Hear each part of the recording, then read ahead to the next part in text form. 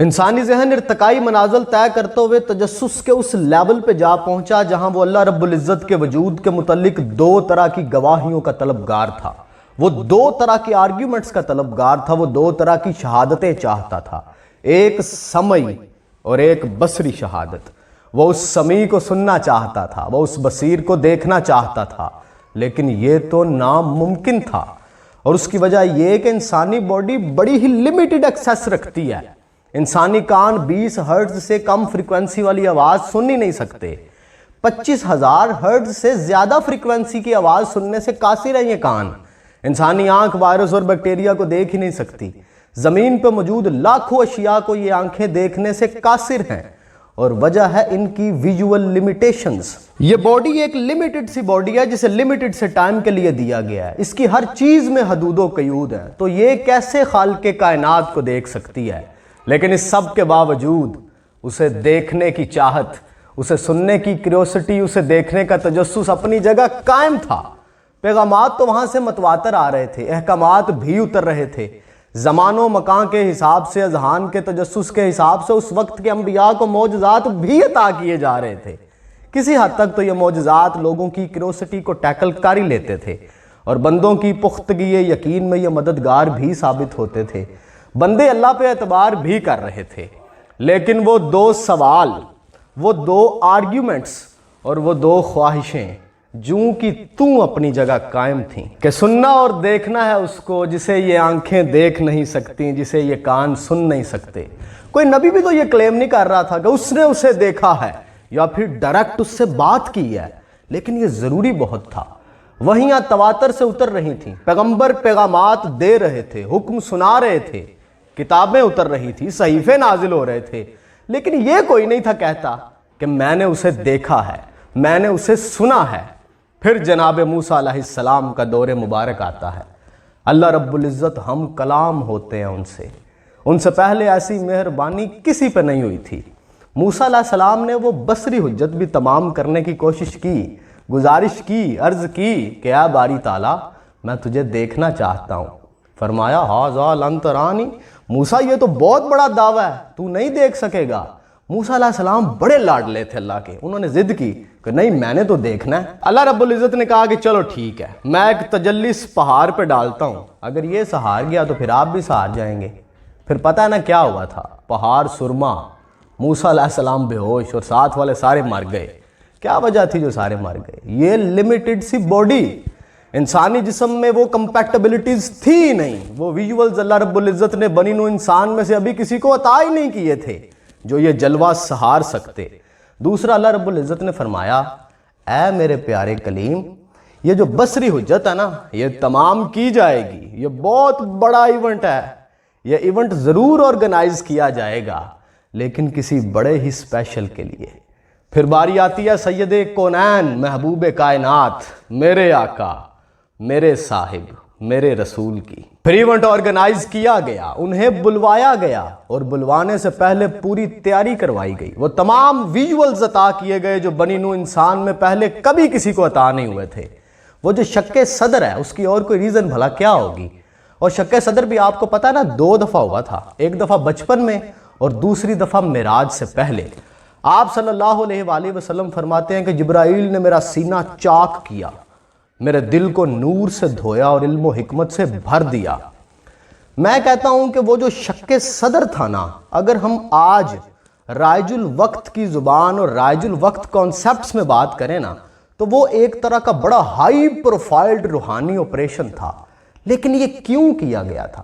آپ نے ذرا ٹیکنیکلی سوچنا، آپ کو سمجھ آ جائے گی، تاکہ ان تمام ریزسٹنسز کو ہٹایا جا سکے جو اللہ رب العزت کو دو بدو دیکھنے کے رستے میں رکاوٹ تھیں۔ ان تمام سسٹمز کو اپڈیٹ کیا گیا، ان تمام لیمیٹیشنز کو ہٹا دیا گیا، اور ان تمام طرح کے ویژولز کو عطا کر دیا گیا جو ضروری تھے، کیونکہ مہمان خاص کے طور پہ بلوائے جا رہے تھے۔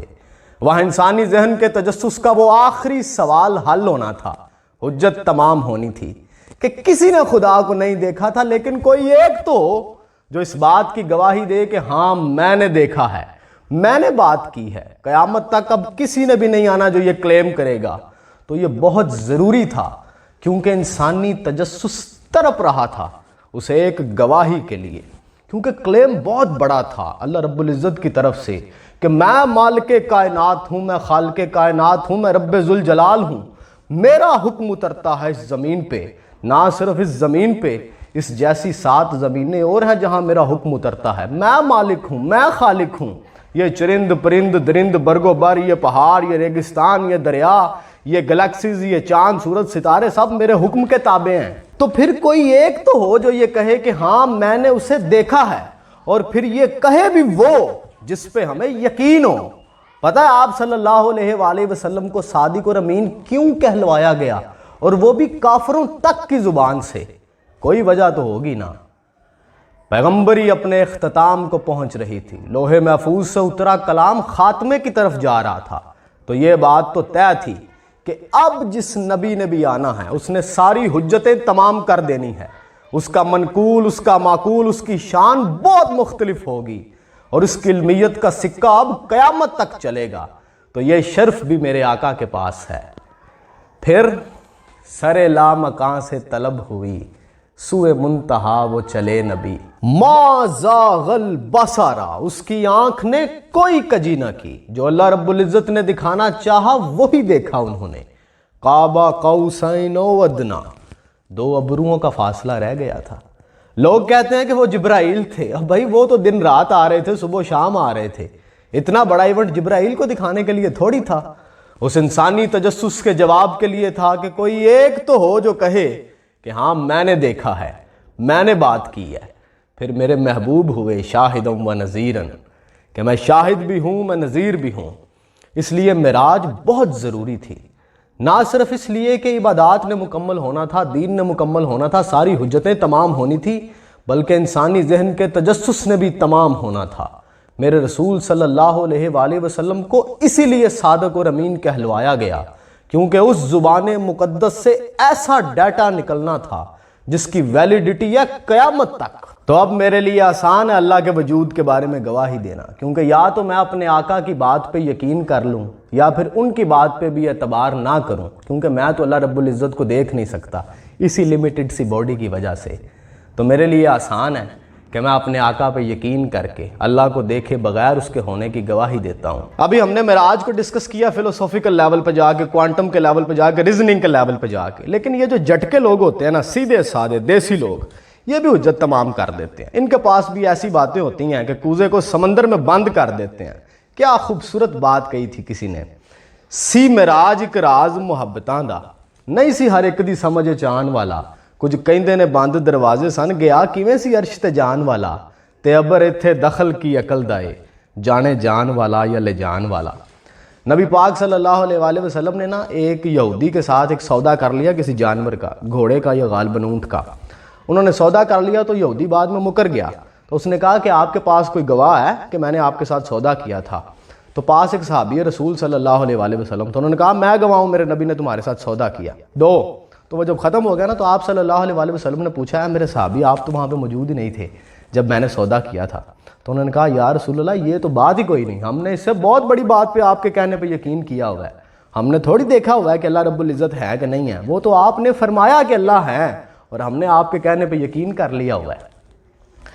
ایک دفعہ نا ابو جہل گیا، چل رہا تھا تو حضرت عبداللہ ابن ابی قحافہ سے ملا۔